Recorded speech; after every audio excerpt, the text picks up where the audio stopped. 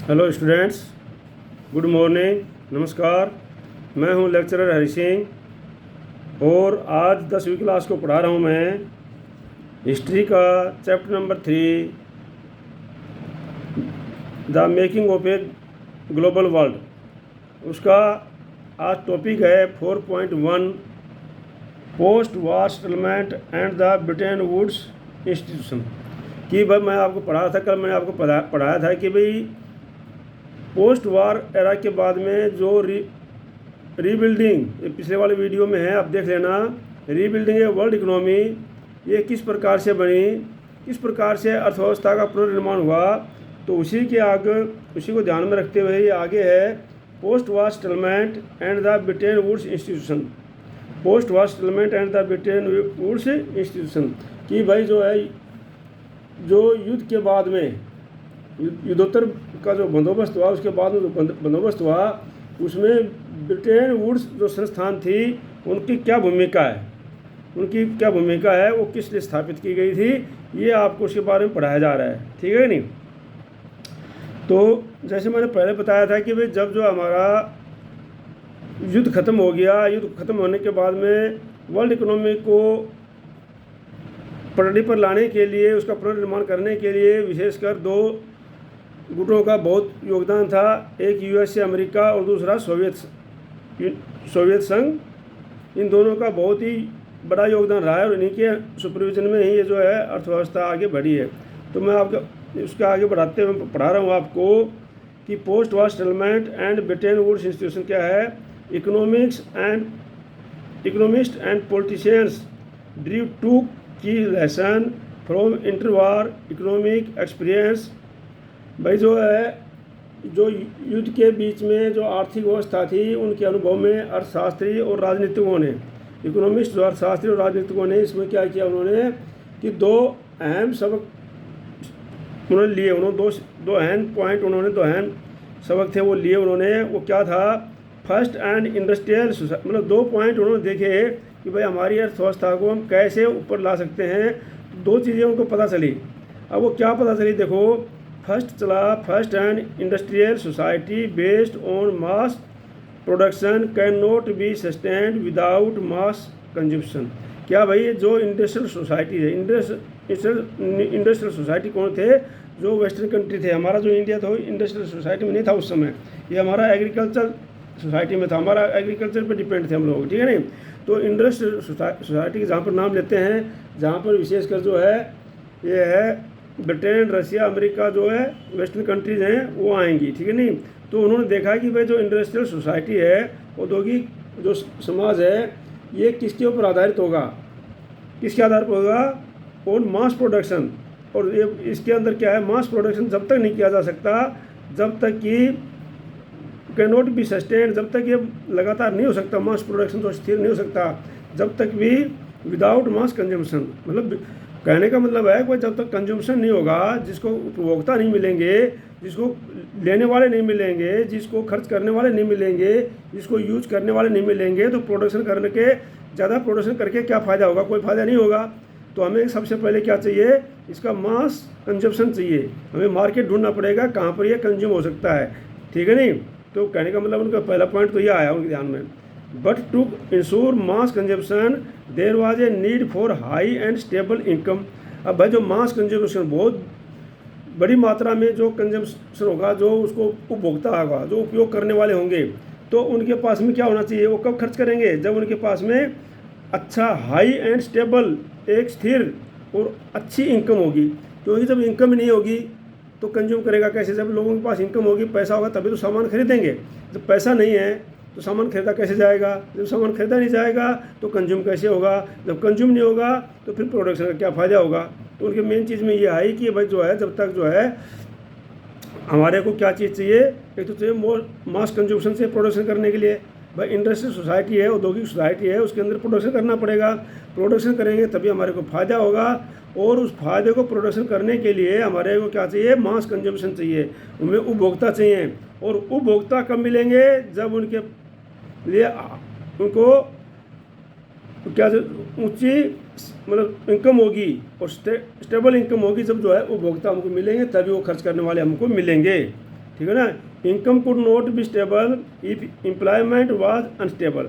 और जो है इनकम जो है जब तक नहीं हो सकती है स्टेबल, जब तक स्थिर नहीं हो सकती है इनकम जो है, जब तक जो है स्थिर नहीं हो सकती है, जब तक जो है रोज़गार स्थिर नहीं होंगे, रोज़गार स्टेबल नहीं होंगे, मतलब रोज़गार जब तक स्थिर नहीं होंगे तो इनकम भी स्थिर नहीं होगी। क्यों भाई, जब रोज़गार नहीं होगा तो इनकम कहाँ से आएगी। तो ज़रूरी बात है कि जब जब रोज़गार नहीं होगा तो इनकम नहीं होगी, इनकम नहीं होगी तो उपभोक्ता नहीं होंगे, खर्च नहीं करेगा, जब खर्च नहीं करेगा तो उपभोक्ता कहाँ से मिलेंगे, जब उपभोक्ता नहीं मिलेंगे तो प्रोडक्शन का कोई फ़ायदा नहीं है। समझ गए ना आप लोग अच्छी तरह से। Income could not be stable if employment was unstable. अगर एम्प्लॉयमेंट अस्थिर है तो इनकम स्थिर हो ही नहीं सकती है। दस stable income also required study full employment. इसलिए जो स्टेबल इनकम है, एक स्थिर आय है, उसके लिए पूरा का पूरा रोज़गार होना बहुत ज़रूरी है। तो ये बहुत अच्छी बात है, आप लोग अच्छी तरह समझ लेना इसको।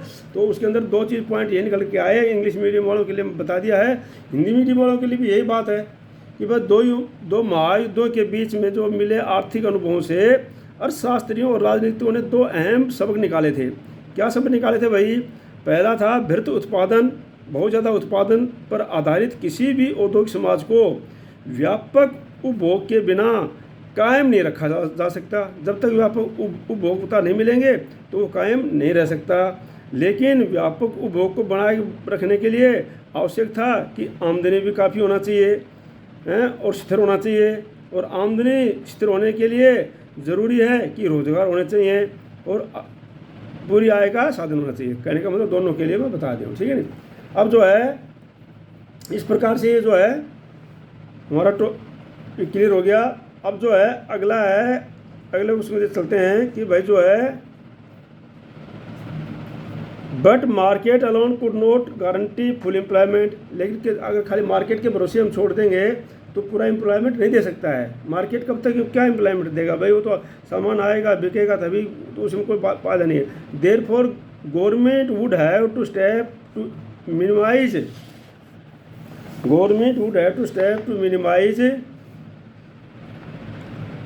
Fluctuations of price output and employment. इसलिए उन्होंने बोला कि वे जो है, इसलिए जो मार्केट जो है रोज़गार नहीं दे सकता, जब रोज़गार नहीं दे सकता तो क्या है, इनकम स्थिर नहीं होगी।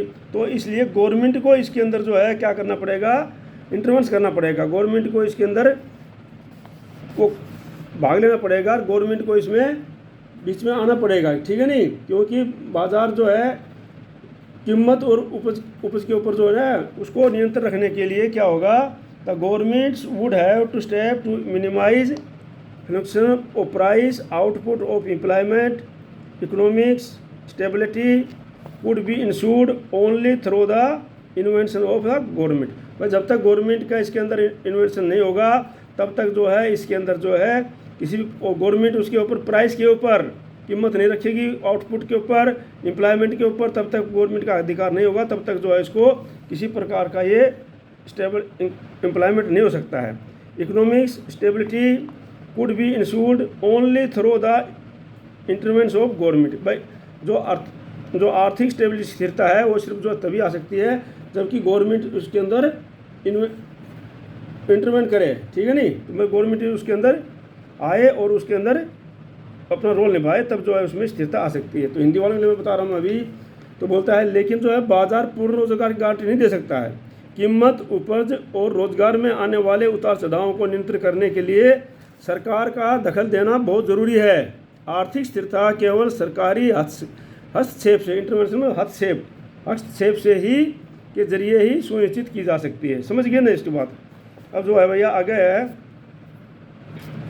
हस्तक्षेप से की जा सकती है। अगला है the second lesson related to the country. The second lesson related to the country economics links with the outside world. दूसरा क्या है, अब जो है भाई इसको रोजगार देने के लिए, मार्केट लेने के लिए, इनकम स्थापित करने के लिए क्या होगा कि भाई कंट्रीज़ को, देशों को, कंट्रीज़ को इकोनॉमिक्स को लिंक करने के लिए आउटसाइड वर्ल्ड, मतलब बाहर के जनता, बाहर के लोगों से एक देश को दूसरे देश के साथ में उसको क्या करना पड़ेगा, लिंक करना पड़ेगा, ताकि भाई जिस देश में ज़्यादा प्रोडक्शन हो कोई चीज़ वो, और जहाँ पर ज़्यादा मांग हो तो प्रोडक्शन वाले देश से दूसरी मांग वाले देश में भेज दी जाए। तो इस प्रकार से आउटवर्ल्ड को लिए इसको साथ लिंक करना पड़ेगा। Goal of full employment could only be achieved if government had power to control flows of goods, capital and labour. और जो है ये जो एम्प्लॉयमेंट का जो उद्देश्य है, जो अचीवमेंट है, गोल है, वो हम कब प्राप्त कर सकते हैं? पूरे एम्प्लॉयमेंट का उद्देश्य तब प्राप्त हो सकता है जबकि गवर्नमेंट उसके अंदर, गवर्नमेंट के पास ये पावर हो कंट्रोल करने के लिए, चीज़ों को, गुड्स को फ्लो करने के लिए, बाहर भेजने के लिए, उसका आवाजाही के लिए, और गुड्स, कैपिटल और लेबर, तीनों चीज़ की आवाजाही और उसके ऊपर कंट्रोल किसका हो? सरकार का हो। तब जा करके इन चीज़ों पर कंट्रोल किया जा सकता है। ठीक है नहीं? तो कहने का तात्पर्य है कि भाई जो है दूसरा सबक जो हिंदी वालों के लिए बता रहा हूँ मैं आपको, कि भाई जो दूसरा सबक जो है बाहरी दुनिया के साथ आर्थिक संबंधों के बनाने के बारे में था।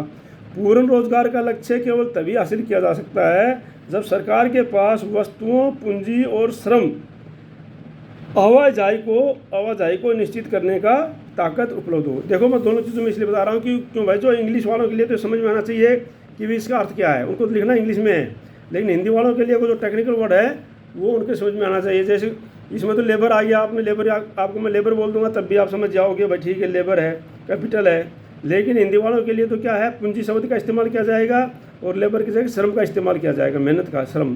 ठीक है ना? तो इस प्रकार से मैं हिंदी इंग्लिश दोनों को समझा रहा हूँ, आप लोग अपने समझते जाना। ठीक है ना? तो अब आगे क्या है भाई, अगला है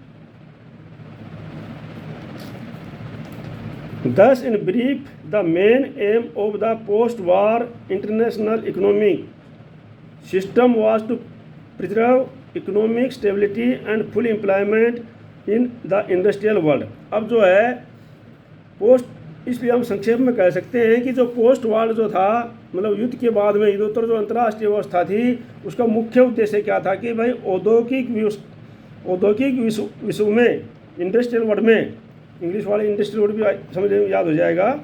ठीक है नहीं? कि भाई जो इंडस्ट्रियल वर्ड है, औद्योगिक जो विश्व है, उसमें आर्थिक स्थिरता एवं पूर्ण रोजगार बनाए रखा जाना चाहिए, स्टेबिलिटी चाहिए, फुल एम्प्लॉयमेंट और प्रेजर इकोनॉमिक्स की इसमें इंडस्ट्रियल वर्ल्ड में। ठीक है नहीं? ये बनाने जाना चाहिए, तभी जा करके जो है वहाँ पर ये आगे बढ़ेगा। ठीक है नहीं? Its framework was agreed upon at the United Nation monetary and financial conference held by in 1914 at Bretton Woods in New Hampshire USA। अब जो भैया इस फ्रेमवर्क को, ये जो फ्रेमवर्क बनाया कि भैया इस प्रकार से होना चाहिए, इस फ्रेमवर्क की जो है जुलाई 1944 में, 1940 में, जुलाई 1944 में अमेरिका के अंदर स्थित है, यूनाइटेड नेशन में, जो अमेरिका में स्थित है, हैम्पशायर में। ये क्या है, अमेरिका के अंदर जो है हैम्पशायर के ब्रिटेन वुड्स में स्थित जो है नामक स्थान पर, अमेरिका के जो ब्रिटेन वुड्स नामक स्थान पर संयुक्त राष्ट्र मौद्रिक, ये क्या था, मॉनेटरी एंड फाइनेंस कॉन्फ्रेंस, ये फाइनेंस होता है मुद्रा। ठीक है नहीं? कॉन्फ्रेंस हुई वहाँ पर, और उसके अंदर जो है सहमति बनी, उसके अंदर क्या थी, ये सहमति बनी थी इसकी। ठीक है नहीं? तो इस प्रकार से फ्रेमवर्क हुआ, और इसके अंदर जो है कहाँ पर हुआ फ्रेमवर्क, वही है ये अमेरिका के स्थित न्यू हैम्पशायर में हुआ था, और जुलाई 1944 में हुआ था, और ब्रिटेन वुड्स नामक संस्थान में हुआ था वहाँ पर। और वहाँ पर ये जो इनकी सहमति बनी थी भाई किस प्रकार से हम इसके ऊपर काम करेंगे। अब मैं हिंदी वालों के लिए बता देता हूँ भाई। तो हम संक्षेप में जो है युद्धोत्तर अंतर्राष्ट्रीय आर्थिक व्यवस्था का मुख्य उद्देश्य था कि औद्योगिक विश्व में आर्थिक स्थिरता, पूर्ण रोजगार बनाए रखे।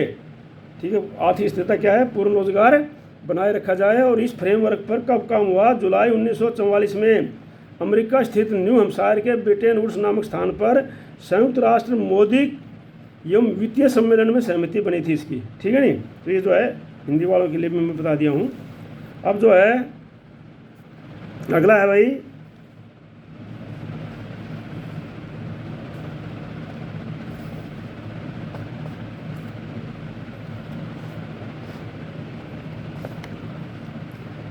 देखो ये मैं एनसीईआरटी के बुक की मदद से पढ़ा रहा हूँ और इसको अच्छी तरह समझ लेना। और आप लोग बच्चा जो है ना, इसको जिसने सब्सक्राइब नहीं किया है, इस चैनल को सब्सक्राइब जरूर कर लो और इसको वीडियो को लाइक और शेयर किया करो, ठीक है, ताकि दूसरे बच्चे भी जो है इसको देख सकें। और सब्सक्राइब जरूर कर लो इसको, ठीक है। तो जो अगला क्या है, the Bretton Woods conference established the International Monetary Fund IMF to deal with external surplus and deficits of its member nation. अब जो है, जो इसके सदस्य देश थे ब्रिटेन वुड्स कॉन्फ्रेंस के, जो इंटरनेशनल उनके जो सदस्य देश थे, उनके लिए क्या किया, उनको व्यापार करने के लिए the Britain would conference establish the International Monetary fund बनाया गया। इंटरनेशनल मॉनेटरी फंड बनाया, जिसका नाम रखा गया IMF। एक संस्था बनाई गई है IMF इंटरनेशनल मॉनेटरी फंड के लिए, to deal with the external surplus, जो कि एक्सटर्नल हो, सरप्लस हो, उसको डील करने के लिए, और डिफिशिएट हो इट्स मेंबर नेशन, जो इसके सदस्य हैं उनके अंदर जो क्या है, कहाँ पर डिफिशिएट है, कहाँ पर इसकी कमी है और कहाँ पर ये एक्सटर्नल है, कहाँ पर यूज़ किया जाना चाहिए, उसके लिए एक IMF फंड की संस्था बनाई गई। और उसमें इसको IMF फंड जो IMF जो है इंटरनेशनली मॉनेटरी फंड जो है, इनका जो मुद्रा कोष को चलाने के लिए एक संस्था बनाई गई, the international bank for reservation reconstruction and development, popularly from as the world bank, was set up to finance post war reconstruction। और क्या गया कि भाई एक इंटरनेशनल बैंक की स्थापना की गई, जिसको खासकर आजकल हम वर्ल्ड बैंक के नाम से जानते हैं। तो ये इंटरनेशनल बैंक तो जहाँ फॉर रिकंस्ट्रक्शन डेवलपमेंट के लिए, ये वर्ल्ड बैंक जो हम कहते हैं, इसकी स्थापना की गई, और पोस्ट वार रिकंस्ट्रक्शन के लिए, ठीक है नहीं। तो ये दोनों संस्थाएं स्थापित की गई। कौन कौन सी थी? The IMF and World Bank are referred to the Bretton Woods Institution।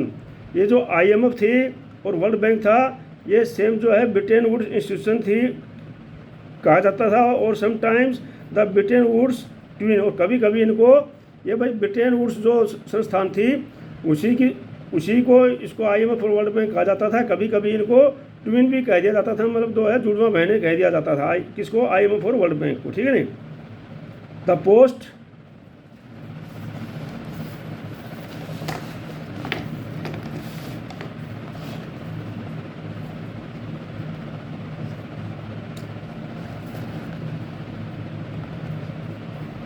Post war international economic system is also often described as the Bretton Woods system।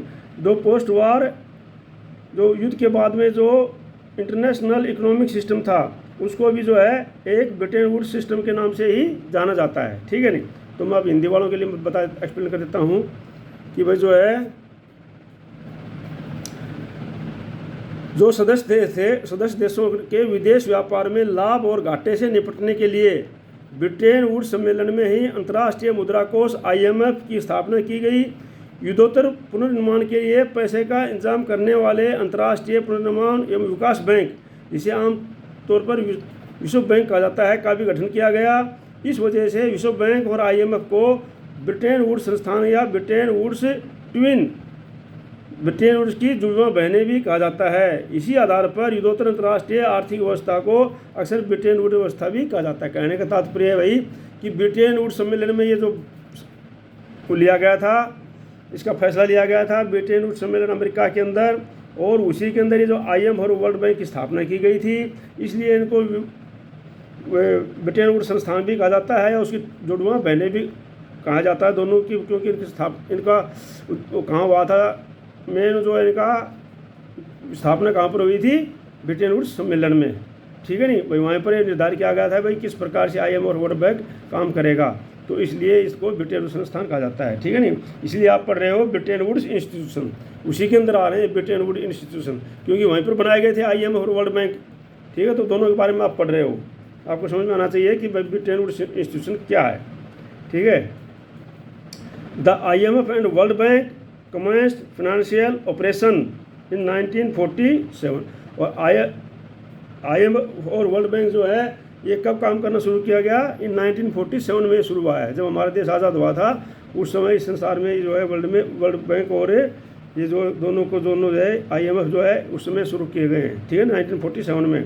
Decision making in this institution is control by the western industrial power, और इनके ऊपर जो decision making था, कोई भी इनके ऊपर फैसला लेना था वो किसके आधार पर था, वेस्टर्न इंडस्ट्रियल पावर में। वेस्टर्न इंडस्ट्रियल पावर में जो है कौन आते हैं, पश्चिमी देश में कौन है, अमेरिका और रूस, खासकर यही थे उस समय, अमेरिका, ब्रिटेन और रूस, ठीक है नहीं, तो इन्हीं का कंट्रोल था सबके ऊपर, ठीक है। तो ये जो इन पर कंट्रोल कर रहे थे उस समय, ठीक है। The US has a effective right of the veto power bye IMF and world bank decision.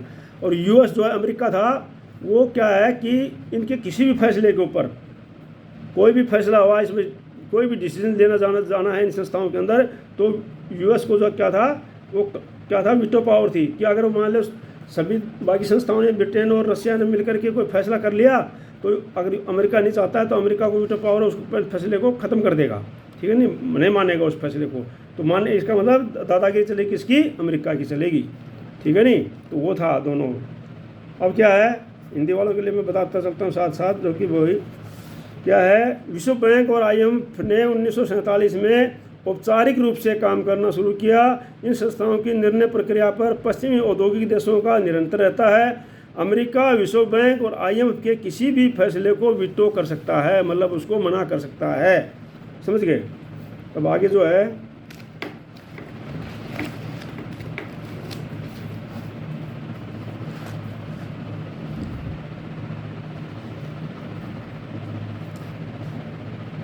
The International monetary system is system linking national currencies and monetary system.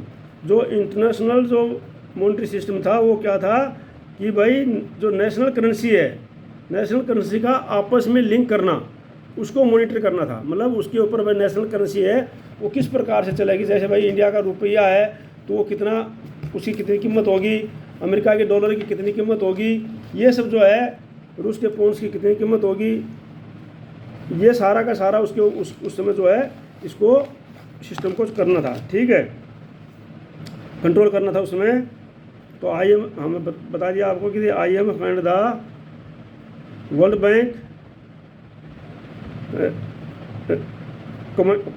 Commenced financial operation in, हाँ तो हो गया था बेटा। Decision making is the institution of control by the western industrial power the US पे पढ़ा दिया मैंने आपको। तो हाँ, international monetary system is the system linking national currencies and monetary system. जो इंटरनेशनल जो सिस्टम था, इस पर मेन सिस्टम क्या था कि वे नेशनल करेंसी को मॉनिटर करना। The Bretton Woods system was based on fixed exchange rates. अब जो ब्रिटेन वुड्स के अंदर जो सिस्टम था, ब्रिटेन वुड्स के अंदर जो सिस्टम, जो ब्रिटेन वुड्स में मतलब जो है कॉन्फ्रेंस हुई थी और वो सिस्टम बनाया गया था IMF का और वर्ल्ड बैंक का, उसके अंदर था क्या था, फिक्स करेंसी रेट था कि भाई जो है अमेरिका का जो है डॉलर की इंडियन रुपीज़ इतने होंगे और पाउंड इतने होंगे, इस प्रकार से फिक्स था, ठीक है नहीं।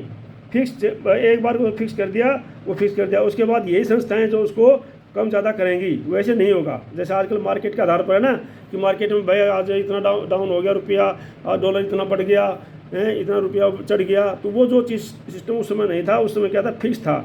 इन्होंने जो IMF ने और वर्ल्ड बैंक ने जो फिक्स कर दिया कि भाई अमेरिका के डॉलर की ये कीमत होगी। तो in this system national currencies, for example the Indian rupee were pegged to the dollar at a fixed exchange rate. कहने का जो नेशनल करेंसी थी वो क्या फिक्स थी। मान लो उदाहरण के तौर पर जो इंडियन डॉलर की करेंसी है तो फिक्स थी, भाई डॉलर के बदले में इतना रुपया होगा, इतना रुपया दोगे तब आपको $1 मिलेगा और या $1 का सामान आपको मिलेगा, $1 की कीमत का सामान आपको मिलेगा। The dollar itself was anchored to gold. और डॉलर किसके साथ फिक्स था कि गोल्ड के साथ में, कि फिक्स था भाई जो है इतना गोल्ड होगा तब जो है $1 का कीमत इतनी होगी। अगर इतना gold eight fixed price of 35 पर ओम्स ऑफ गोल्ड। अब क्या है, जो इंडियन रुपी था वो क्या है, $1 की फिक्स प्राइस 35 रुपीज़ और गोल्ड उसके बदले में एक ओंस जो है गोल्ड मिलेगा, ठीक है नहीं, सोना मिलेगा उसको, ठीक है। तो ये है इसका कीमत सिस्टम था। अब हिंदी वालों के लिए समझ लो आप। अंतर्राष्ट्रीय मौद्रिक व्यवस्था राष्ट्रीय मुद्राओं और मौद्रिक व्यवस्थाओं को एक दूसरे से जोड़ने वाली व्यवस्था थी। ब्रिटेन वुड्स व्यवस्था निश्चित विनिमय दरों पर आधारित होती थी। इस व्यवस्था में राष्ट्रीय मुद्राएं जैसे भारतीय मुद्रा रुपया डॉलर के साथ एक निश्चित विनिमय दर में बंधा हुआ था। $1 के बदले में कितने रुपये देने होंगे ये स्थिर था, उस समय बिल्कुल फिक्स था। डॉलर का मूल्य भी सोने से बंधा हुआ था और $1 की कीमत 35 ओंस सोने के बराबर थी। मतलब $1 जो है 35 ओंस जो सोना था उसका बराबर $1 था, कहने का मतलब, ठीक है ना। 35 ओंस जो था सोना उसके बराबर निर्धारित की गई थी, ठीक है। तो ये हो गया। अभी आगे है भैया, अब अगला पॉइंट है, मैं भी इसी में कवर करता हूँ इसी वीडियो में। 4.2 जो है the early post war years, ये जो मैं इसी में कवर करता हूँ। तो आप जो इसको ढंग से पढ़ना और इसको सब्सक्राइब ज़रूर करना है। सब्सक्राइब करना जिस बच्चे ने नहीं किया है, और अपने साथियों को बोलना सब्सक्राइब करने के लिए, ताकि आपको अपने आप ही ये वीडियो की सूचनाएं मिलती रहें और आप पढ़ते रहो। आपको मैं NCERT बुक की मदद से पढ़ा रहा हूँ लाइन बाय लाइन, इसमें किसी भी स्टूडेंट्स को कोई दिक्कत नहीं आएगी, ठीक है। बाद में इसकी क्वेश्चन भी करा दूंगा मैं। अब इसका 4.2 है भाई कि 4.2 है the early post war years, जो युद्ध के बाद में शुरू के सालों में किस प्रकार से जो है अर्थव्यवस्था हुई उसके बारे में। अर्ली पोस्ट वार, जब युद्ध समाप्त हो गए, युद्ध समाप्त होने के बाद में शुरू के सालों में किस प्रकार से अर्थव्यवस्था जो है इस वर्ल्ड की थी, ठीक है नहीं, वो बता रहे हैं। The Britain would system inaugurated an era of unprecedented growth of trade and income for western industrial Nations and Japan. अब ये जो संस्था काम कर रही थी, ब्रिटेन वुड संस्था काम कर रही थी, ये जब किस लिए काम कर रही थी, ये सिर्फ जो है किसकी ग्रोथ के लिए काम कर रही थी, सब जो है व्यापार है उसका जो कंट्रोल कर रही थी, वो सिर्फ कर रही थी वेस्टर्न इंडस्ट्रियल नेशंस के लिए, जो है पश्चिमी जो औद्योगिक थे जैसे जापान वगैरह, इनके लिए ये काम कर रही थी, ठीक है। World trade grew annually at over 8% between 1950 and 1970 and income at nearly 5%। जो वर्ल्ड ट्रेड जो व्यापार था, विश्व व्यापार था, ये बढ़ रहा था किस प्रकार से, 8% के हिसाब से पर एनुअल। वो कब से बढ़ता रहा था, 1950 से लेकर 1970 तक 8% के हिसाब से। और जो इनकम तो बढ़ी थी वो बढ़ी थी 5% के हिसाब से, समझ गए ना। इनकम बढ़ी थी वो कितनी बढ़ी थी, 5% के हिसाब से, और ये जो व्यापार बढ़ा था ये 8% के हिसाब से बढ़ा था, ठीक है ना। The growth was also mostly stable without large fluctuations. जो ग्रोथ थी जो है उसकी जो है एकदम से क्या है, विकास दर थी वो क्या है, एक स्थिर थी, बिल्कुल स्थिर थी, ज़्यादा बढ़ नहीं रही थी। For much of this period and employment rate for example average less than 5% in most industrial countries. और जो मोस्ट इंडस्ट्रियल कंट्री थे उनमें जो एम्प्लॉयमेंट रेट था वो सिर्फ जो है 5% से भी कम रह गया था। तो कहने का तात्पर्य है कि भाई जो है उसमें एम्प्लॉयमेंट नहीं बढ़ रहा था, रोज़गार नहीं बढ़ रहा था, इसलिए वो स्थिर थी, ठीक है नहीं। तो रोज़गार बढ़ाना बहुत ही ज़रूरी था। तो उसको हम देखते हैं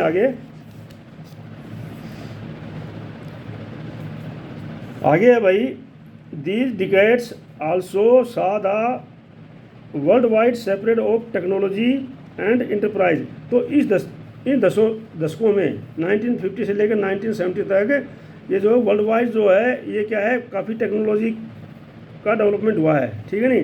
developing countries were a hurry to reach अब द एडवांस्ड इंडस्ट्रियल कंट्रीज। और जो डेवलपिंग कंट्री थे, जो विकासशील कंट्री थे, जो विकसित कंट्री थे, उनके बराबर में जो विकासशील, मतलब जैसे इंडिया था उस समय, पाकिस्तान बाद में बना है, तो जो ये कंट्री थे जो डेवलप नहीं हो सके थे, डेवलपिंग थे, विकास कर रहे थे, तो वो भी जल्दी में चाह रहे थे कि हम भी जो है ये जो एडवांस इंडस्ट्रियल औद्योगिक है उसके अंदर शामिल हों, उसके बराबर है वहाँ पर पहुँचे, हम उसको पकड़ें, ताकि इस इंडस्ट्रियल के साथ में हम लोग साथ चलें और हम भी वहाँ पर इंडस्ट्रियल कंट्री बने। तो ये प्रकार से था।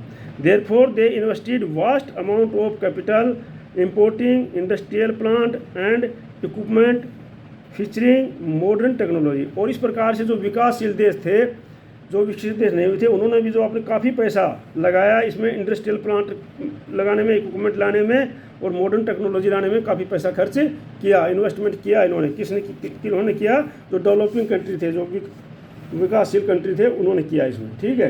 तो मैं इसको हिंदी वालों के लिए समझा देता हूँ अच्छी तरह से। और तो भाई जो है ब्रिटेन उस अवस्था में जो पश्चिमी औद्योगिक राष्ट्र थे, ब्रिटेन पश्चिमोद्योग राष्ट्रों जापान के लिए व्यापार तथा आय वृद्धि के लिए एक अप्रतिम युग का सूत्रपात किया था। समझ रहे, हिंदी वालों के लिए है ये। 1950 से 1970 के बीच विश्व व्यापार को विकास दर सालाना 8% से भी ज़्यादा रही। इस दौरान वैश्विक आय में लगभग 5% की दर से वृद्धि हो रही थी। ठीक है, वो मैं आपको बता दिया इंग्लिश में। विकास दर भी कमोबेश स्थिर थी, उसमें ज़्यादा उतार चढ़ाव नहीं आए। इस दौरान ज़्यादातर समय अधिकांश औद्योगिक देशों में बेरोजगारी औसतन 5% से भी कम ही रही। इन दशकों में तकनीक और उद्यम का विश्वव्यापी प्रशासन व विकासशील देश विकसित औद्योगिक देशों के बराबर पहुंचने की जी तोड़ होड़ कर रहे थे और कोशिश कर रहे थे। इसलिए उन्होंने आधुनिक तकनीक के चलते चलने वाले संयंत्रों और उपकरणों के आयात पर बेहिसाब से पूंजी का निवेश किया। तो इस प्रकार से जो है, हाँ भाई, अगला है अपना अगला टॉपिक है इसमें, ये भी मैं इसी में कवर कर रहा हूँ 4.3। आज जो 4.3 तक कवर कर दूंगा, कल जो एक छोटा सा टॉपिक बचेगा लास्ट वाला, नहीं आज पूरा कर देते हैं इसको वीडियो को और इस चैप्टर को खत्म करते हैं आज। ठीक है नहीं, आप ध्यान से इसको पढ़ लेना। 4.3 जो है ये है decolonisation and independence. Decolonisation and independence, ठीक है, मतलब उपनिवेशीकरण और स्वतंत्रता। डीकोलोनाइजेशन था उपनिवेशन। उपनिवेशन क्या होता है, जो कि भाई अनौपनिवेशीकरण होता है। ये डीकोलोनाइजेशन मतलब जो है भाई, जो है जैसे अंग्रेजों का हमारे भारत पर कब्जा था तो उन्होंने हमारे को आज़ाद कर दिया। ठीक है ना, इसी प्रकार से पूरे वर्ल्ड पर अंग्रेजों का कब्जा था तो वहाँ से कहाँ से इन्होंने, या अमेरिका का जहाँ पे ब्रिटेन का जहाँ पर कब्जा था वहाँ से वो कब्जा क्या है, वहाँ से जो है स्वतंत्र देश कर दिए। तो स्वतंत्र बन गए तो उसको बोलते हैं अनौपनिवेशिक। और इंडिपेंडेंस क्या, उसकी स्वतंत्रता किस प्रकार से रही, तो ये उसके बारे में भाई उनको किस प्रकार से, तो हम समझाएंगे कि भाई जो है, जो पहले कॉलोनाइज्म थे, जैसे हमारे इंडिया था, अंग्रेज़ों की कॉलोनी थी, तो उस प्रकार से क्या है, जब इनको छोड़ दिया गया तो उनके ऊपर क्या प्रभाव पड़ा। ठीक है नहीं, तो उसके बारे में बताएंगे अभी। ठीक है, तो उनके बारे में क्या प्रभाव पड़ा तो ये बताएंगे उसके बारे में। तो ये है, when the Second World War ended, large part of the world were still under employment colonies rule। देखो जब जो है when the Second World War, जब जो पूरा विश्व युद्ध जो है सेकेंड वर्ल्ड वार ख़त्म हो गया तो क्या है, पूरी दुनिया जो है, एक भाग क्या थी उसमें, किसके अंदर थी, अंडर यूरोपियन कॉलोनीज। तो पूरी दुनिया का कुछ भाग तो था, एक भाग तो था यूरोपियन कॉलोनीज के अधीन था, उन्हीं के नियम से चलता था। ठीक है नहीं, जैसे उनको मान तो सब के ऊपर क्या था, जो यूरोपियन जो कॉलोनीज थी, यूरोपियन शासन था, जैसे अंग्रेज़ों का शासन था कहीं पर, तो उसी के अनुसार वो चल रहे थे। Over the next 2 decades most colonies in Asia and Africa emerged as free. अगले 20 दशक में, अगले जो है 2 दशक में, 2 दशकों में, मतलब 20 सालों में जैसे बहुत सी जो कॉलोनीज थी फ्री कर दी, जैसे एशिया और अफ्रीका के अंदर। जैसे अफ्रीका को आज़ाद कर दिया, कहते हैं इंडिया को आज़ाद कर दिया था, इंडिपेंडेंट नेशन, और उनको इंडिपेंडेंट नेशन घोषित कर दिया गया अगले 20 सालों में। ठीक है नहीं, मतलब जो हमारा सेकेंड वर्ल्ड वार ख़त्म हुआ उसके अगले 20 सालों में क्या है कि बहुत सी कॉलोनीज जो है स्वतंत्र हो गई थी। ठीक है, जैसे इंडिया भी स्वतंत्र हो गया था, और इस प्रकार से काफ़ी देश जो स्वतंत्र हो गए थे। ठीक है नहीं, over the next 2 decades most colonies in Asia and Africa के अंदर जो हमारे फ्री हो गई थी, इंडिपेंडेंस एज ए नेशन, राष्ट्र में बन गए थे। They were however overburdened by poverty and lack of resource. हालांकि उनके अंदर जो है गरीबी और जो रिसोर्स थे उनकी बहुत कमी थी। उस समय आज़ाद तो कर दिए थे, वो अंग्रेजों ने बोल दिया कि ठीक है आपका देश आप चलाओ, लेकिन वहाँ पर क्या थी, कमी थी। And their economics and societies were handicapped by long period of colonial rule. क्यों कमी थी उनके अंदर, क्योंकि उनकी जो अर्थव्यवस्था थी, इकोनॉमिक्स थी, सोसाइटी थी, वो बहुत सालों के बीच में जो अपंग रही थी, मतलब उसको किसके अधीन रही थी, कॉलोनियल रूल के अंदर अधीन रही थी। तो इसलिए क्या है, इनमें बहुत गरीब, जैसे अंग्रेज थे वो हमारे इंडिया से पूरा का पूरा सोना चांदी धन पैसा जो सब कुछ या रिसोर्सेज सारे ले गए थे, तो फिर क्या हमारे देश अंदर क्या बहुत गरीबी थी। इसीलिए तो इसी प्रकार से जो है इसका मतलब ये है। तो मैं इसको हिंदी वालों के लिए बता देता हूँ, इंग्लिश वालों के लिए हो गया, हिंदी वालों को बता देता हूँ कि भाई विश्व युद्ध जब ख़त्म होने के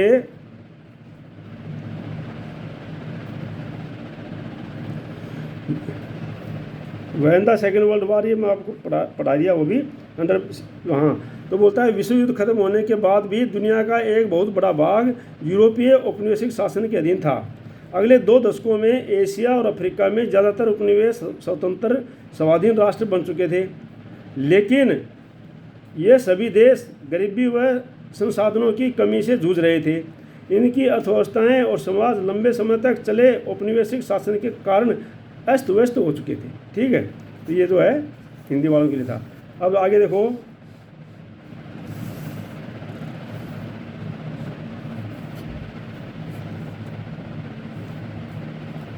the IMF and the world bank were designed to meet the financial needs of the industrial countries. जो IMF था और वर्ल्ड बैंक था, इनको तो डिज़ाइन, इनको बनाया इसलिए गया था कि भाई जो है इंडस्ट्रियल जो है कंट्रीज़ हैं, औद्योगिक कंट्री हैं, उनकी जो आवश्यकताओं को पूर्ति करता रहे, इसलिए उनको बनाया गया था। They were not equipped to cope with the challenge of poverty and lack of development in a former colonies. और वो जो है देवर नॉट इक्विप्ड, मतलब उनके अंदर ये क्षमता नहीं थी। देवर नॉट इक्विप्ड, उनके अंदर क्षमता नहीं थी कि भाई जो वो जो है इनकी गरीबी जो चैलेंज है, उसकी गरीबी और डेवलपमेंट विकास में कमी है। ये जो कॉलोनीज़ को है, जो फॉर्मर कॉलोनी, जो पूरे पुराने ज़माने में जो फॉर्मर कॉलोनीज थी, मतलब पहले जो है वेस्टर्न कंट्री के अधीन रह चुकी थी, उनकी गरीबी को दूर कर सके और उनका डेवलपमेंट कर सके। ये इनके अंदर क्षमता नहीं थी। किसके अंदर? IMF और वर्ल्ड बैंक के अंदर क्षमता नहीं थी, क्योंकि इनको बनाया इसलिए क्या था कि भाई ये वेस्टर्न इंडस्ट्रियल कंट्रीज़ को आवश्यकताओं को पूर्ति करेगा। तो ये जो है इनके में कुछ नहीं कर सकते थे जो विकासशील देश थे उनमें, और जो विकासशील देश का मतलब जो पहले कॉलोनी रह चुके थे अंग्रेज़ों के अधीन, ठीक है नहीं। बट एज यूरोप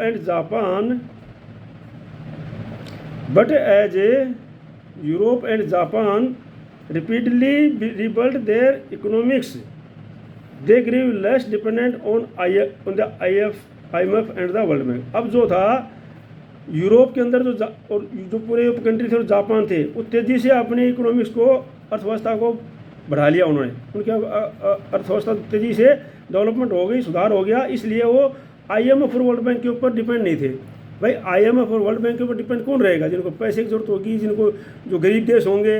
अब जिनके पास पहले पूरा पैसा, मान लो अब आपके गांव में कोई साहूकार आदमी है जो बहुत पैसे वाला है, अब उसके ऊपर डिपेंड कौन रहेंगे? जो गरीब लोग रहेंगे, जिनको उधार लेना होगा, लोन लेना होगा, पैसा मांगना होगा, फिर ब्याज देना होगा, कुछ सामान लाना होगा। और जिनके पास पहले ही पैसा है गाँव में, जो पहले ही अमीर हैं, तो उसके ऊपर डिपेंड थोड़ी ना रहेंगे। तो इस प्रकार से तो दोनों कंट्री थे, यूरोपियन कंट्री और जापान था, ये जो है क्या क्या अपना डेवलपमेंट कर चुके थे और इनके ऊपर अभी डिपेंड नहीं थे।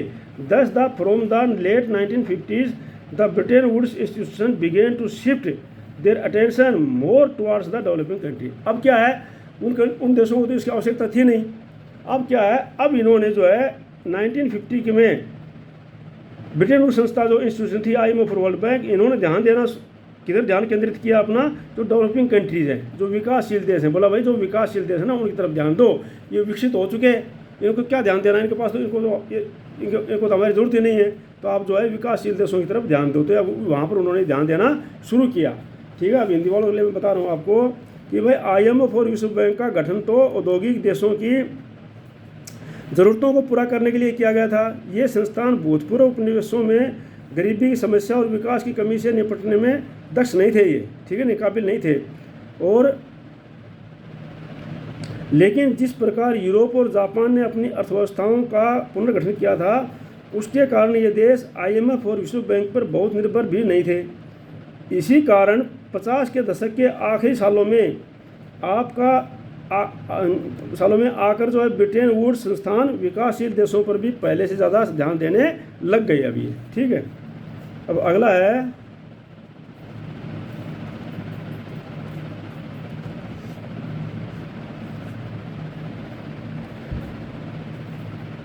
As colonies many of the least developed regions of the world had been part of western empires. अब जो है एज ए कॉलोनी के रूप में एक बहुत बड़ा जो है,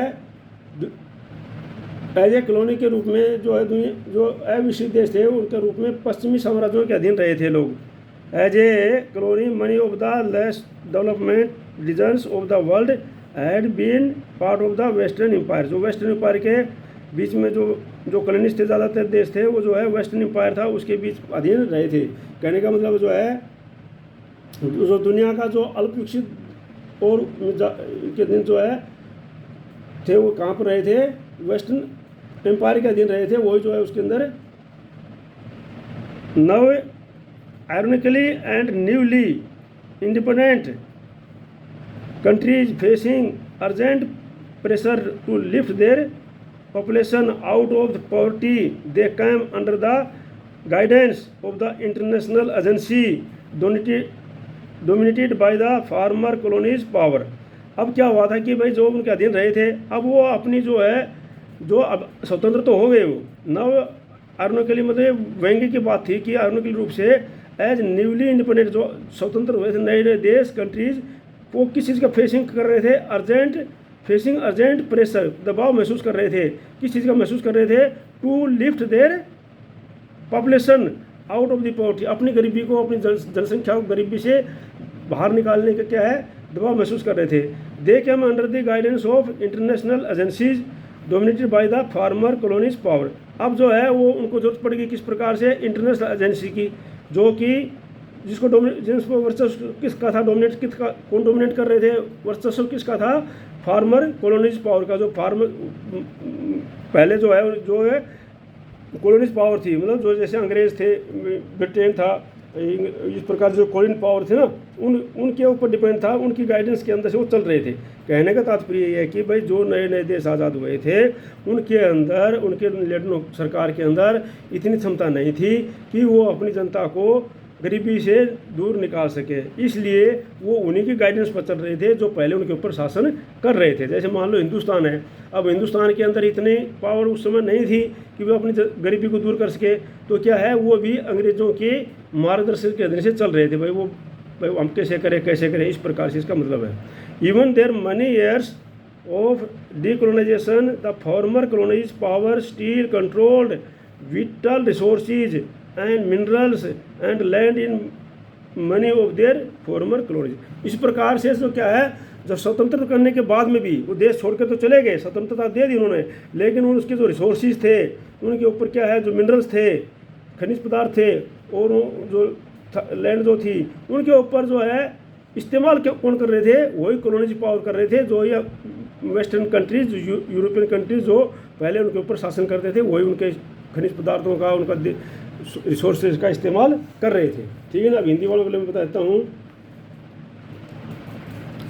दुनिया के अल्प विकसित भाग उपनिवेशों के रूप में पश्चिमी साम्राज्यों के अधीन रहे थे। विडंबना ये थी कि नव स्वाधीन राष्ट्रों के रूप में भी अपनी जनता को गरीबी और पिछड़ेपन की गर्त से बाहर निकालने के लिए उन्हें ऐसे अंतर्राष्ट्रीय संस्थानों की मदद लेनी पड़ी जिन पर भूतपूर्व औपनिवेशिक शक्तियों का ही वर्चस्व था, हिंदी वालों के लिए। ठीक है,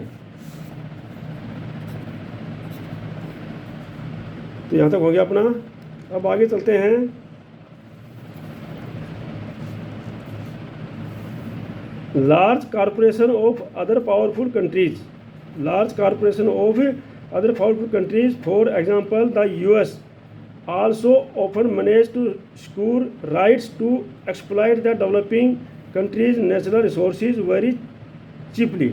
तो क्या है, जो कहने का तो large corporation of other powerful जो कंट्रीज थे, जिस प्रकार से एग्जाम्पल अमेरिका है, इनके पास में जो कुछ अधिकार थे जो डेवलपिंग कंट्रीज़ के नेचुरल रिसोर्सेज को बहुत सस्ते में इस्तेमाल करने के लिए इन्होंने अपने पास अधिकार रखे हुए थे कि जो डेवलपिंग कंट्री है उनके सस्ते में ही थोड़ा से पैसे दे करके उनको रिसोर्सेज को हम अपने यूज़ के लिए ला सकते हैं। ठीक है नहीं। तो इस प्रकार इसका मतलब ये है कि कई बार जो है अमेरिका और अन्य शक्तिशाली देशों के बहुराष्ट्रीय कंपनियाँ भी, कॉरपोरेशन मतलब कंपनियाँ भी विकासशील देशों के प्राकृतिक संसाधनों का बहुत कम कीमत पर दोहन करने लगी थी। ठीक है, तो इसका अर्थ यह है कि भाई लार्ज कॉरपोरेशन जो कंपनियां होती हैं, वो जैसे अमेरिका और शक्तिशाली देश हैं, उनकी कंपनियां जो विकासशील देश थे उनके रिसोर्स को अपना यूज़ करने लगी थी, अपना लेने लगी थी, मतलब। ठीक है नहीं। अब क्या है, इस टॉपिक का लास्ट पैराग्राफ है, At the same time, most developing countries did not benefit from the fast growth the Western economics experience in 1950s and 1960s। तो क्या है, उसी समय एट द सेम टाइम जो बहुत डेवलपिंग कंट्री थे वो भी उनको बेनिफिट नहीं हो सका किस चीज़ का, फास्ट ग्रोथ का, जो तेज़ी से ग्रोथ होने का, क्योंकि वेस्टर्न इकोनॉमिक एक्सपीरियंस जो था 1950 और 1960 के बीच में जो हुआ था उसका फ़ायदा जो है डेवलपिंग कंट्री विकासशील देश नहीं उठा पाए थे, ठीक है ना।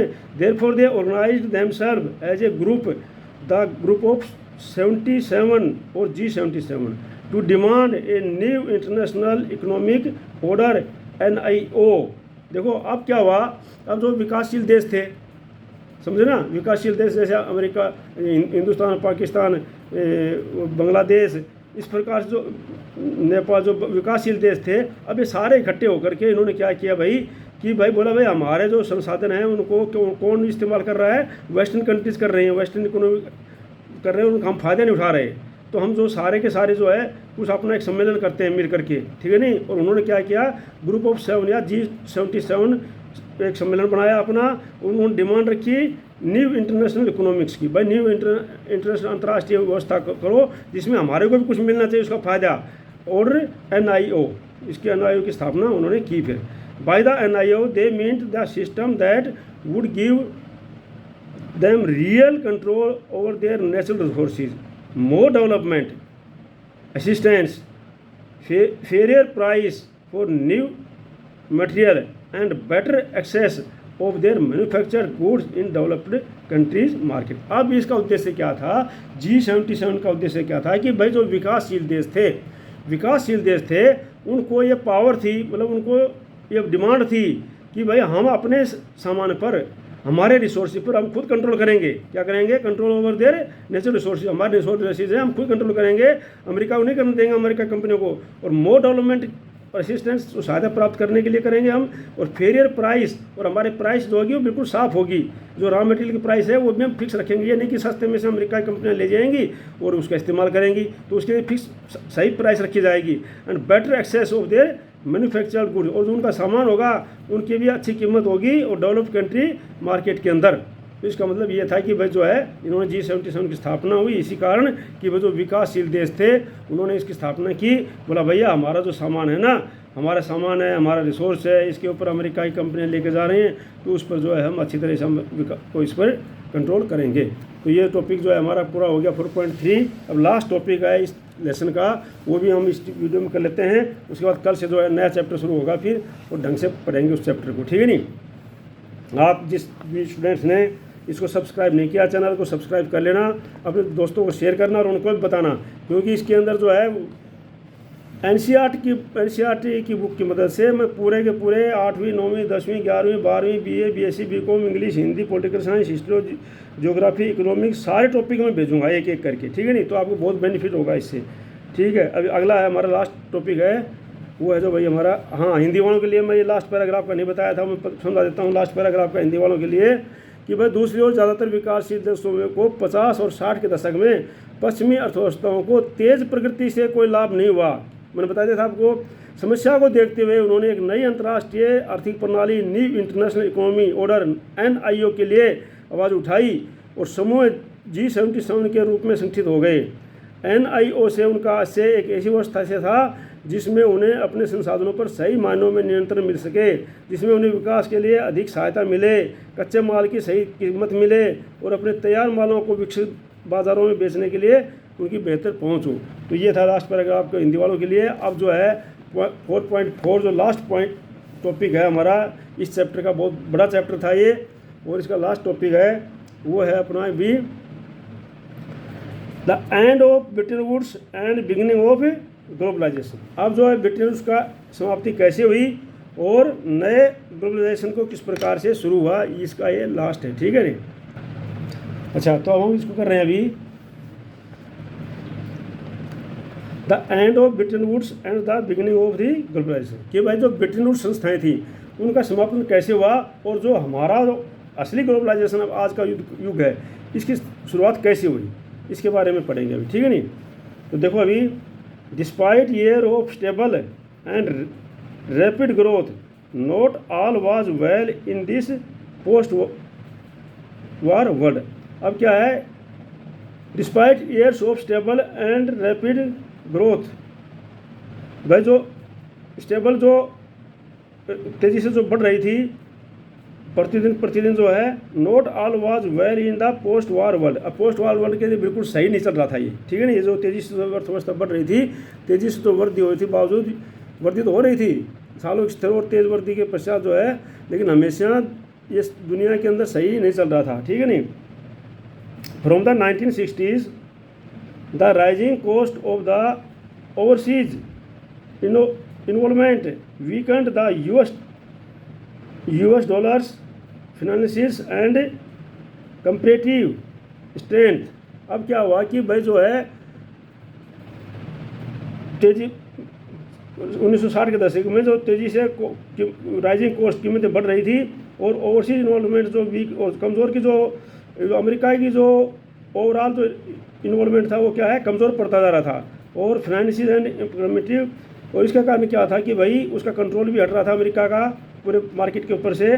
तो US dollar now a longer commanded confidence at the world's principal currency. अब जो है इस वर्ल्ड प्रिंसिपल करेंसी के अंदर US डॉलर था, उसकी मुद्रा के रूप में उतना उसका वो नहीं रहा, सम्मानित नहीं रह गया भाई, जो कि US डॉलर की ज़्यादा, क्योंकि बाकी देश जो है ऊपर काफ़ी प्रोग्रेस करके जा रहे थे, तो US डॉलर की करेंसी जो है वो कीमत भी उतनी नहीं रहनी थी। तो क्या है, it could not maintain its value in relation to gold, क्योंकि ये गोल्ड के अनुसार जो अपनी वैल्यू को मेंटेन नहीं रख पा रहा था, ठीक है नहीं। तो इसलिए क्या हुआ, this eventually led to the challenge of the system of fixed exchange rates. अब जो फिक्स एक्सचेंज रेट था ना, उसको इसलिए चैलेंज, उसके लिए बहुत ही से चैलेंज बन गया था। क्या चैलेंज बन गया था कि भाई अब जो है ये जो this eventually led to the collapse of the system of fixed exchange rates. जो फिक्स एक्सचेंज रेट था कि वजह से डॉलर के प्रति इंडिया का इतना रुपया होगा, पाउंड इतना होगा, वो अभी इसके पास उसको मेंटेन नहीं रख पा रहा था, क्योंकि डेवलपमेंट काफ़ी और कंट्रियाँ काफ़ी डेवलपमेंट कर रही थी, ठीक है नहीं।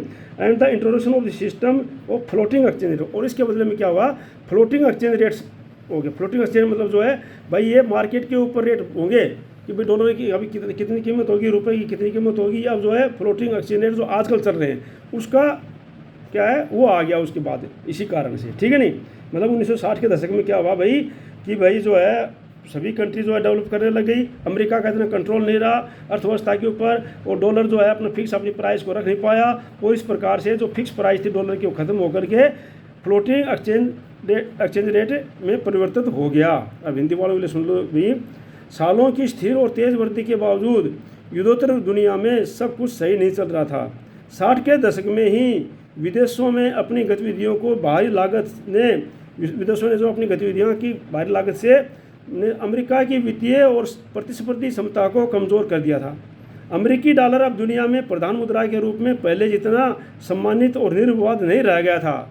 सोने की तुलना में डॉलर की कीमत गिरने लगी थी अभी, ठीक है नहीं। अंततः स्थिर विनिमय दर की व्यवस्था विफल हो गई और प्रभावमयी या अस्थिर विनिमय दर की व्यवस्था शुरू हो गई। मतलब जो फ्लोटिंग रेट एक्सचेंज था वो शुरू हो गया, ठीक है। तो ये मैंने आपको पढ़ा दिया है यहाँ पर। अब जो अगला है,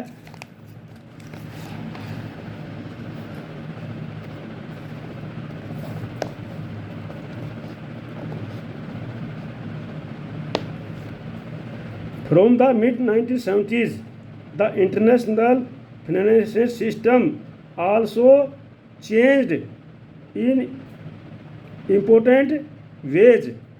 क्या है, इसलिए जो 70 के दशक के मध्य में जो है अंतर्राष्ट्रीय जो वित्तीय संस्थानों में भी भारी बदलाव आ गया, ठीक है नहीं।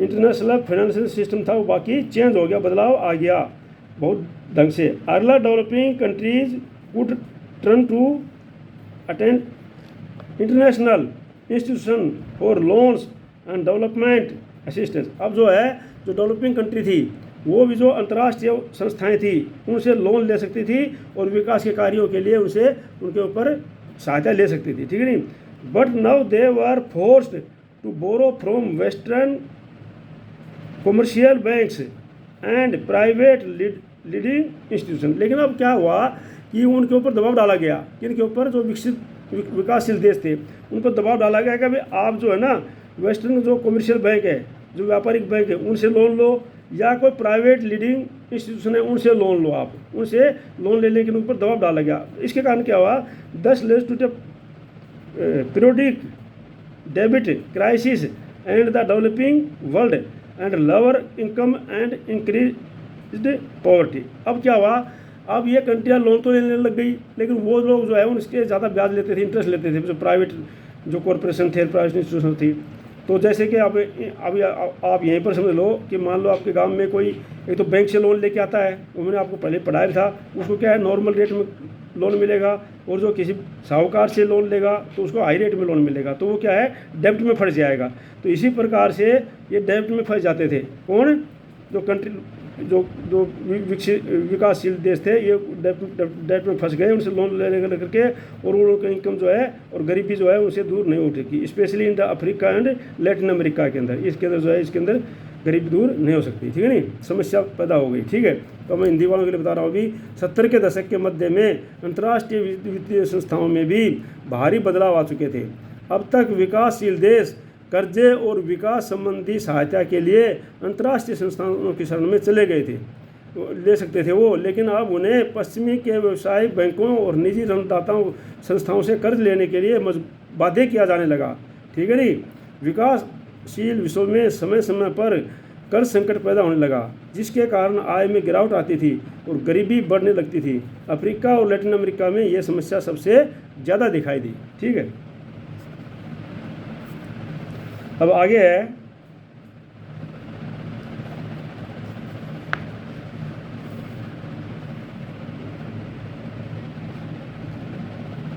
The industrial world was also hit by unemployment that began rising from the mid 1970s and remained high until the early 1990s।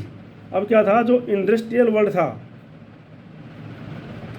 जो इंडस्ट्रियल वर्ल्ड था उसको वो क्या था, औद्योगिक विश्व था, वो जो क्या है अब हिट बाय द अनएम्प्लॉयमेंट। अब जो औद्योगिक विश्व था उसमें भी जो क्या है बेरोजगारी की समस्या सामने आने लगी। And began rising from the mind, और ये शुरू हुई कब से, मिड 1970 के दशक से, and remained high until the early 90, और 90 के शुरुआत के दशक तक जो है ये चलती रही। कहने का मतलब जो है ये 1965 से शुरू होकर के 1985 तक जो है ये समस्या ऐसी चलती रही कि भाई वहाँ पर जो है जो इंडस्ट्रियल वर्ल्ड था उसके अंदर भी अनएम्प्लॉयमेंट चलता रहा, एम्प्लॉयमेंट की समस्या आती रही।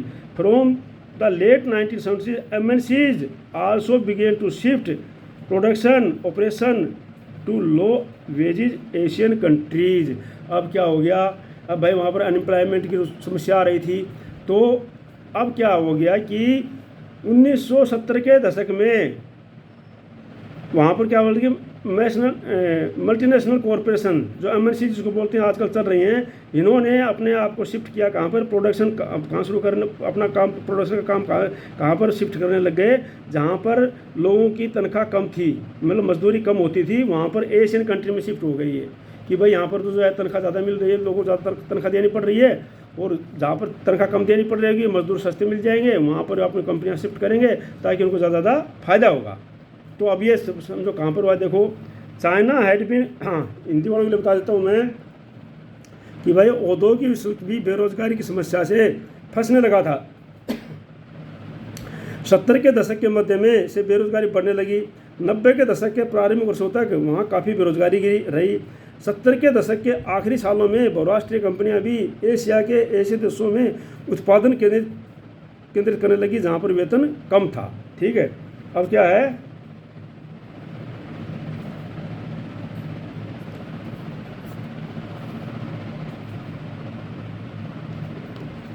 हाँ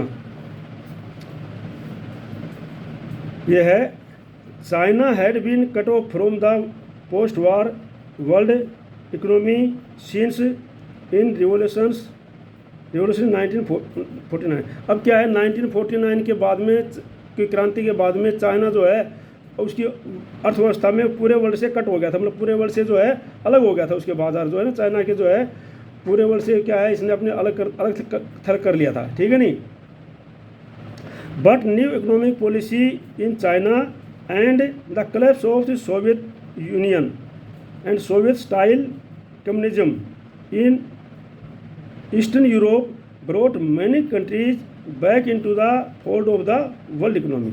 अब क्या हुआ कि एक तो चाइना की जो पॉलिसी वो बदली कर दी। पहले चाइना ने क्या है, अपने आप को पूरे संसार से अलग थलग कर लिया था, वो हमने पहले ही पढ़ाया था आपको।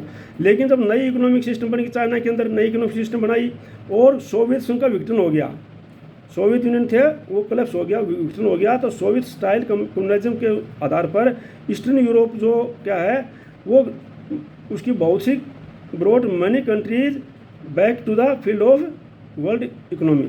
अब क्या है, उसके अंदर जो क्या हुआ था कि सोवियत संघ की जो सही समाप्त हो गई, तो उसके पश्चात सारे के सारे देश दोबारा से अर्थव्यवस्था का अंग बन गए। अब ये पॉलिसी बनी ना कि सोवियत संघ का विघटन हो गया, उसके बाद में सोवियत संघ के उसके अर्थव्यवस्था के बाद में जो है सारे के सारे देश अर्थव्यवस्था के हिस्सा बन गए। अब क्या है, wages were reality low in the countries like China. अब चाइना जैसे देश में जो है मजदूरी बहुत कम थी, वेजेज बहुत कम थे, thus they became attractive destinations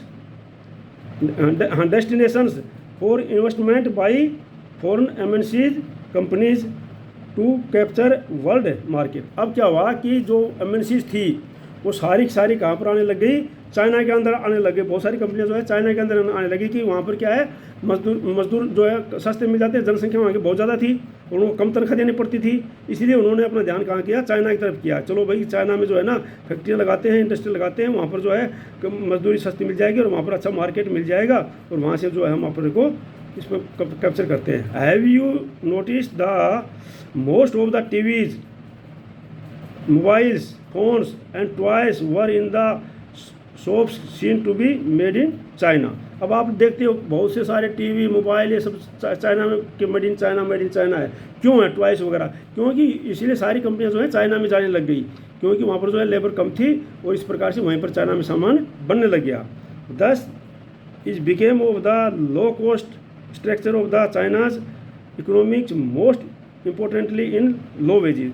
अब इसका कारण क्या था कि भाई चाइना की अर्थव्यवस्था में जो क्या थे कि खास तौर पर वहाँ के जो वेतन थे वो क्या बहुत कम थे और इसलिए सारे के सारे लोग वहाँ पर जाकर के फैक्ट्रियाँ लगाने शुरू कर दी। अब हिंदी वालों के लिए मैं बता रहा हूँ आपको, चीन जैसे देशों में वेतन तुलनात्मक रूप से कम थे, परिणामस्वरूप विश्व बाजारों पर अपना प्रभुत्व कायम करने के लिए प्रतिस्पर्धा कर रही विदेशी अंतर्राष्ट्रीय कंपनियों ने वहाँ जाकर निवेश शुरू कर दिया और अपने इस पर ध्यान दिया कि हमारे ज़्यादातर टेलीविज़न, आपने ध्यान दिया होगा, ज़्यादा टेलीविज़न, मोबाइल फ़ोन और खिलौने चीन से बने होते हैं, वहाँ के जैसे ही लगते हैं। चीनी अर्थव्यवस्था की अल्प लागत अवस्था और ख़ास तौर से वहाँ के कम वेतनों का नतीजा है कि वहाँ पर कम वेतन थे। ठीक है नी। अब अगला जो है the relocation of the industry to low wage countries stimulated world trade and capital flows. अब ये क्या था, उद्योगों को कम वेतन वाले देशों में ले जाने के लिए ये वैश्विक व्यापार और पूंजी प्रवाहों पर भी असर पड़ा इसका। ठीक है नहीं, इसका असर पड़ा किस प्रकार से, पूंजी प्रवाह, कैपिटल फ्लो, पूंजी का जो प्रवाह था, पूंजी इधर उधर जाने वाली कम देशों में, कम वेतन वाले देशों में चले गए। In the last 2 decades the world's economic geography has been transferred as countries such as India, China and Brazil have undergone rapid economic transformation. और जो पिछले 2 दशक में जो है चीन, ब्राज़ील और देशों की अर्थव्यवस्था के बारे में भी बहुत सारे बदलाव आए और दुनिया की आर्थिक जो है ये पूरा का पूरा आर्थिक का इसका एक किस्म से आर्थिक जो भूगोल था, ज्योग्राफी थी, वो पूरी की पूरी बदल गई। ठीक है नहीं। तो हिंदी वालों के लिए है ये, उद्योगों को कम वेतन वाले देशों में ले जाने में वैश्विक व्यापार और पूंजी प्रवाहों पर भी असर पड़ा। पिछले 2 दशक में भारत, चीन और ब्राज़ील आदि देशों की अर्थव्यवस्थाओं में आए भारी बदलाव के कारण दुनिया का आर्थिक भूगोल पूरी तरह बदल चुका था। तो ये था आज का, ये टॉपिक पूरा हो गया हमारा। अब जो है अगला टॉपिक जो होगा वो हम कल से डालेंगे वो, और ये टॉपिक वो है अगला टॉपिक जो है द एज ऑफ इंडस्ट्रियलाइजेशन, इसको हम कल पढ़ाएंगे। ये टॉपिक हमारा पूरा हो गया है और इस वीडियो को शेयर करना, लाइक करना और चैनल को सब्सक्राइब कर लेना ताकि आपके पास सारे के सारे टॉपिक आ जाएं। मैं NCERT बुक की मदद से पढ़ा रहा हूँ ताकि आपको अच्छी तरह से समझ में आ जाए। जय हिंद, जय भारत।